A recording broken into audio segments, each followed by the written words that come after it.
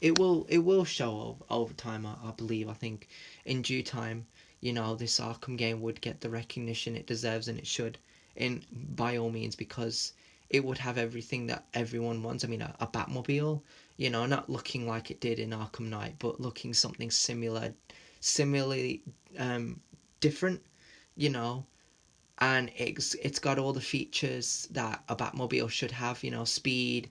You know, it can basically help Batman get to certain parts of the island and the and buildings, and you can also use it to attach the Batwing or the Batmobile to buildings. So Batman doesn't always have to rely on the line launcher. So you sort of you everything that you sort of see in the films, they can do that in the games, and I think they should, but they don't. So that's another element missing. So you got the Batwing, which we need to interact with at some point. The Batmobile, which we need to interact with respectfully, in a respectful way as well. The Batcave with the I've already said. I think as well characters. I think characters are work with Batman. There needs to be a line drawn, because we don't know who's who. The Nightwing, Batgirl, Robin. Eventually, we will get round to seeing Red Hood at some point. But this would be a story based on what I said, alongside Blitzwing, or what he said. The Arkham Knight villain, regarding his identity. I think he needed to be he needed to be a villain who no one's ever heard of, who was created by a well-known villain.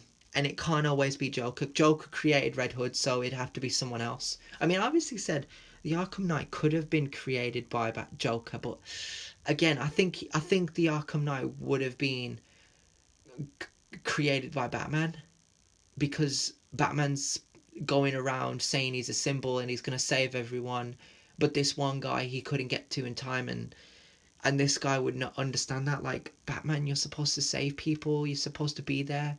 And then it would be a very big spin-off for the Red Hood to come out and say, who's this Arkham Knight character? And it would be a great idea for the Arkham Knight to go up against the Red Hood, because Batman would be around, but he doesn't have time to hold anyone's hands here, because Batman's got bigger problems to deal with. He's got a city to save, so you can't always rely on Batman. And this is what people need to recognize and see, that it's not always up to Batman.